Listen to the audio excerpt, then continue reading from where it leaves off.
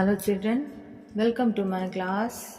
This is chapter 3 Science Separation of Substances.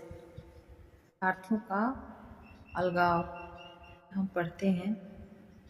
Let's in your book and listen to me. In our daily life there are many instances when we notice a substance being separated from a mixture of materials. तो बच्चों, हम अपनी प्रतिदिन की जिंदगी में ऐसे बहुत से उदाहरण देखते हैं या नोटिस करते हैं कि कुछ पदार्थ को मिक्सर से कैसे अलग किया जाता है. जैसे कि tea leaves are separated from the liquid with a strainer while preparing tea. हम अपने डेली जिंदगी में ऐसा कुछ न कुछ करते रहते हैं कि किसी मिक्सचर से किसी एक चीज़ को अलग करते रहते हैं. कैसे? तो देखिए, जैसे मान लीजिए हम चाय पीते हैं तो चाय की पत्तियों को लिक्विड से अलग करते हैं ना. जब चाय बनाते हैं लिक्विड में तो उसमें हम चाय की पत्तियां डालते हैं, तो चाय की पत्तियों को छन्नी से हम छान कर अलग करते हैं. तो इसी को कहते हैं सेपरेशन ऑफ सब्सटेंसेस. उस तरल पदार्थ में से हम उसकी पत्ती को निकाल कर अलग करते हैं. तो इसी के बारे में आज हम पढ़ने जा रहे हैं ना, कि हम हमेशा अपनी प्रतिदिन की जिंदगी में सब्सटेंसेस का सेपरेशन देखते हैं. उसी तरह से grain is separated from stalk while harvesting. Milk और curd is churn to separate the butter. और उसी तरह से भूसे से अनाज को अलग किया जाता है. उसी तरह से दही या दूध जो है उससे बटर अलग किया जाता है. We gain cotton to separate its seed from the fibre. और हम कॉटन से भी, कॉटन जो है उसके भी बॉल्स सीड से, बीज से कॉटन को अलग निकालते हैं. Perhaps you might have eaten salted dalia और पोहा. शायद तुमने नमकीन दलिया या पोहा जरूर खाया होगा. If you found that it had chillies in it you may have carefully taken them out before eating. तो बच्चों, और छोटा सा उदाहरण अगर आपको समझाने के लायक, तो देखिए, जैसे आप दलिया या पोहा जरूर खाते हैं तो उसमें जरूर हरी मिर्च डला होता है ना.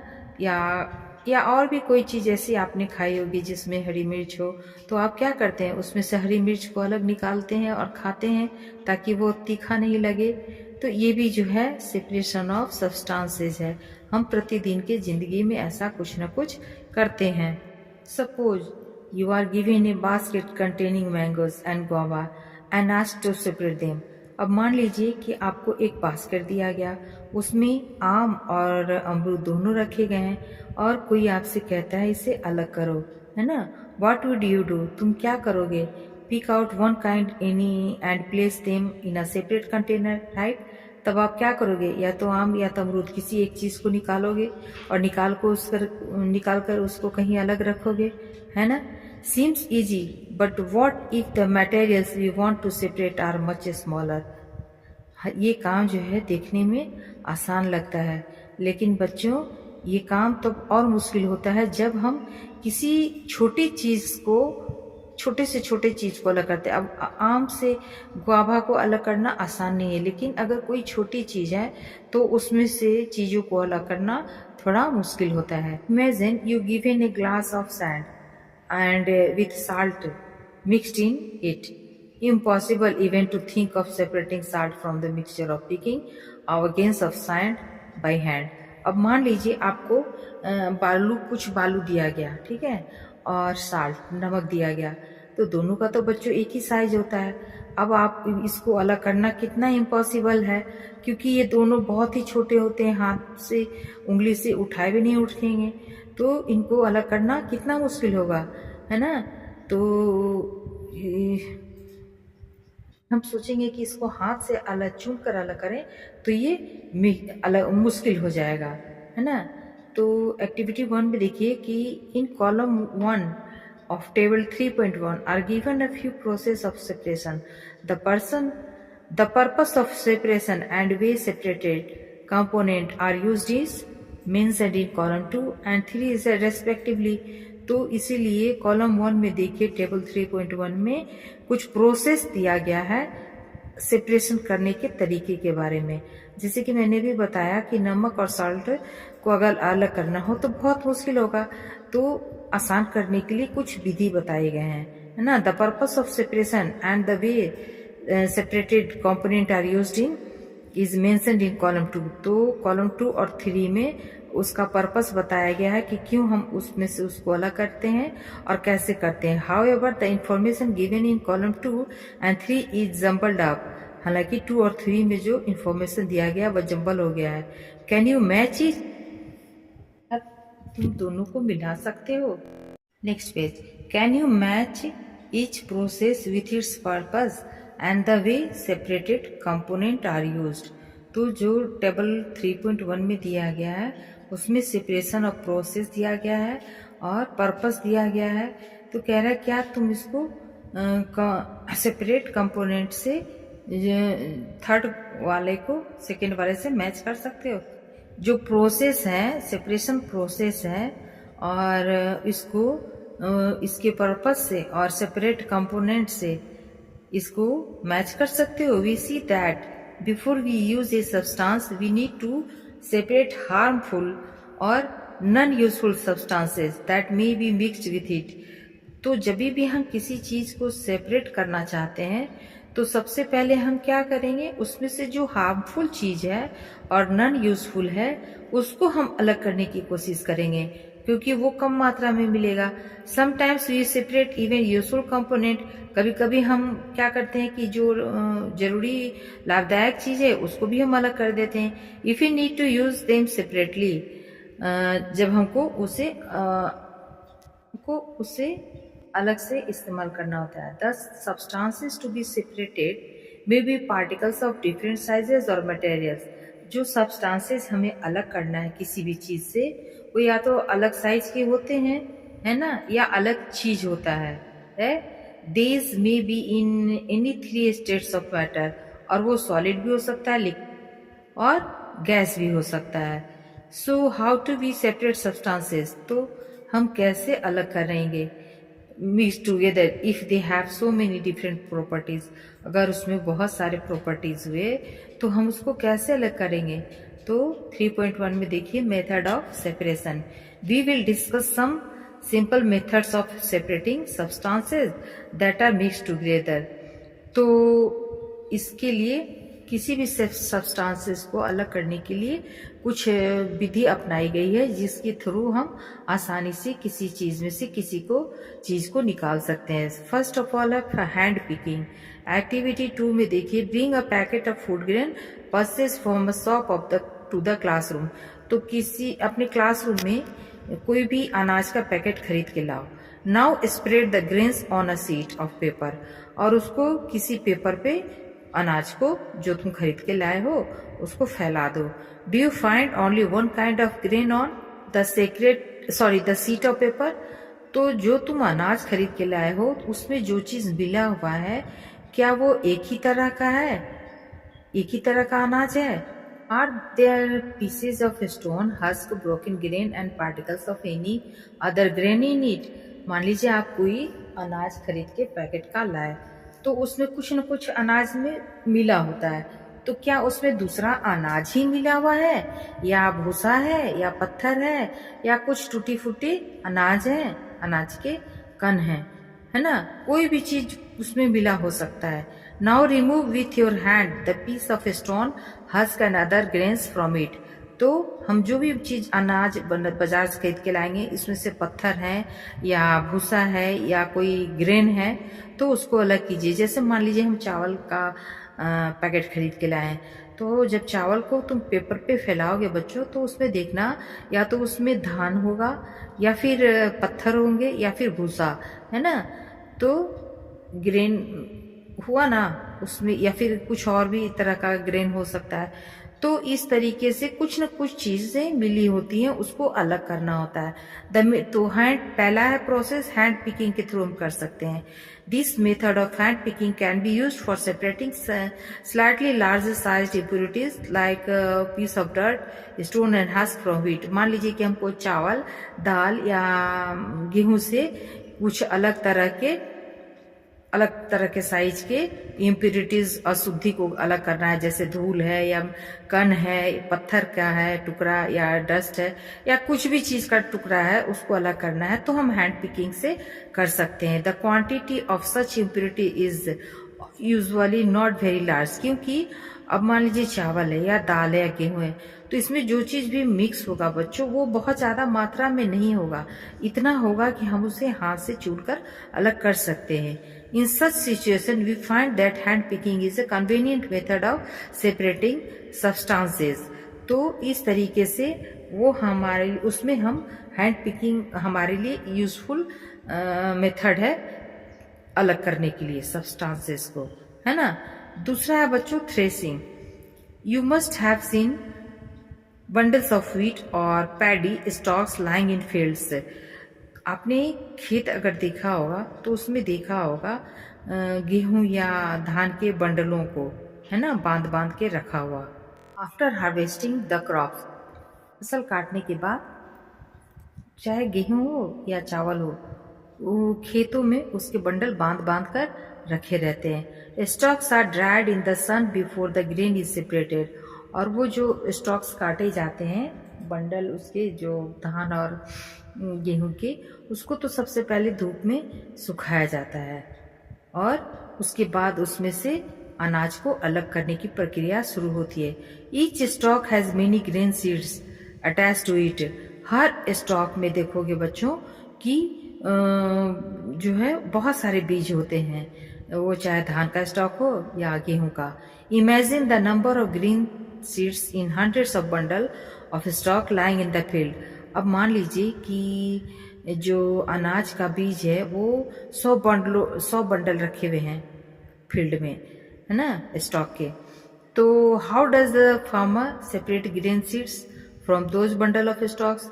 अब जहाँ 100 बंडल रखे हुए हैं अनाज के, तो बच्चों कैसे अलग करेगा उसमें से किसान अनाज को। वन में प्लक मैंगोज और गुआवास फ्रॉम द ट्रीज। देखिए पेड़ से मैंगो या गुआवा को एक एक करके तोड़ा जा सकता है, लेकिन अनाज तो छोटा होता है बच्चों, उसको उसके स्टॉक से हम एक एक कर नहीं तोड़ सकते हैं। But grain seeds are much smaller than mangoes और गुआवाज। जो अनाज के सीड्स होते हैं वो तो बहुत छोटे होते हैं आम और गुआवा से, तो उनको हम प्लक करके नहीं तोड़ सकते हैं। So plucking them from their stalks would be impossible.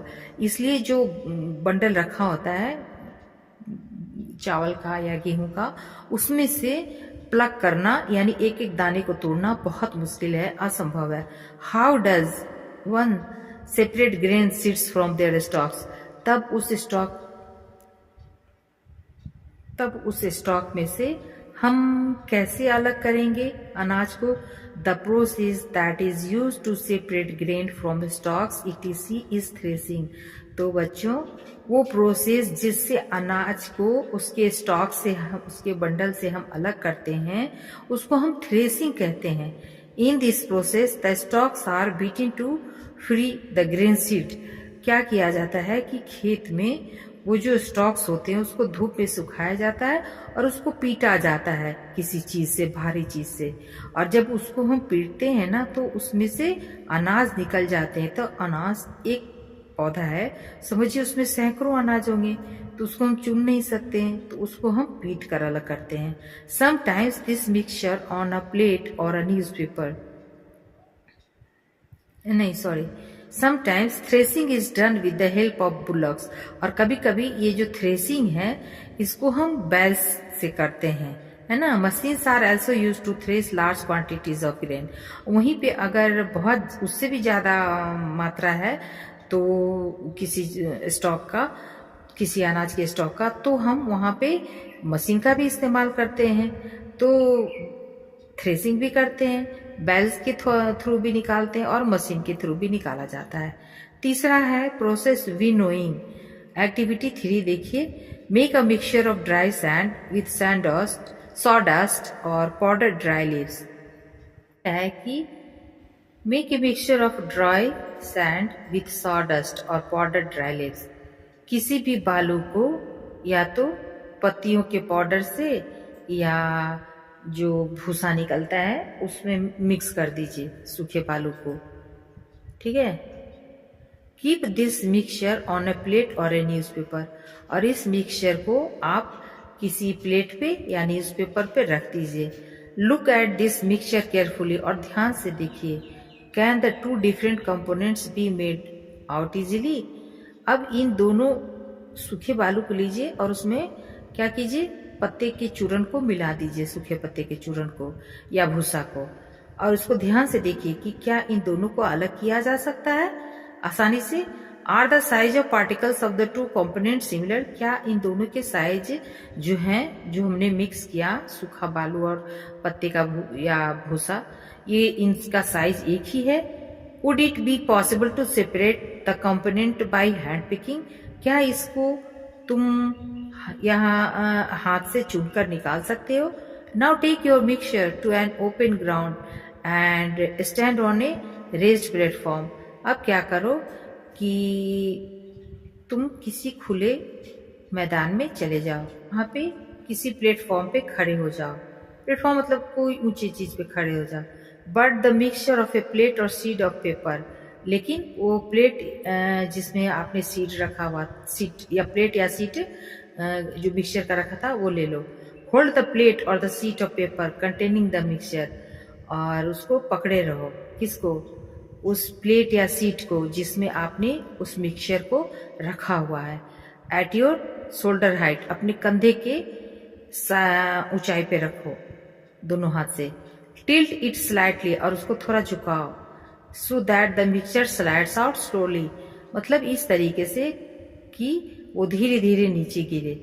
देखिए कह रहा है इसको समझने के लिए कि विनोइंग क्या है, नीचे देखिए आप ध्यान से।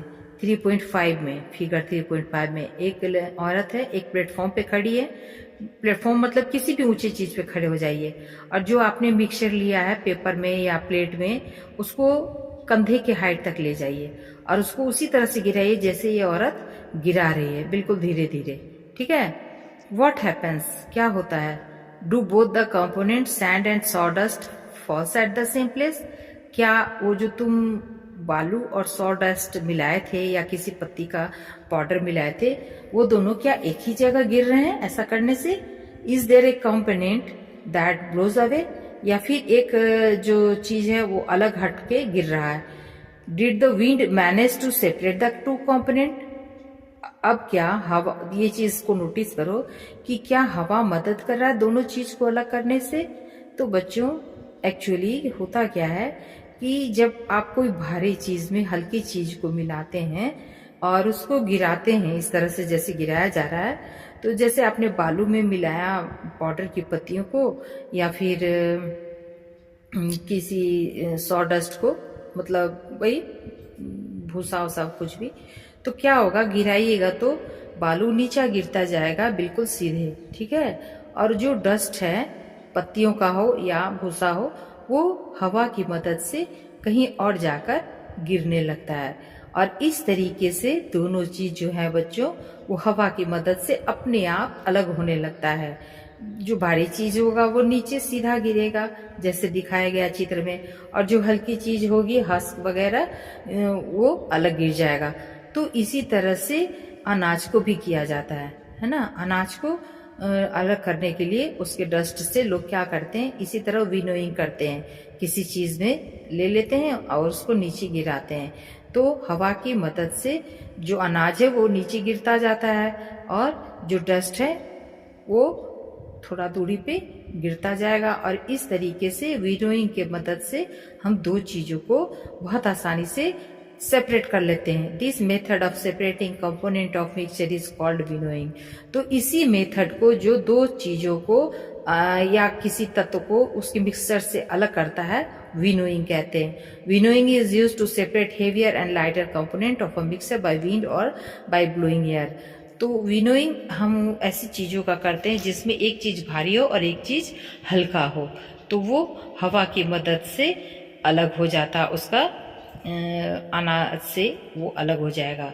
तो इस तरीके से विनोइंग का इस्तेमाल किया जाता है। मुझे आशा आपको जरूर समझ में आया होगा, और अगर आपको समझ में आता है तो लाइक और सब्सक्राइब कीजिए, मुझे अच्छा लगेगा बच्चों। और चलिए बाकी का पेज हम अगले क्लास में पढ़ेंगे। Thank you for joining me.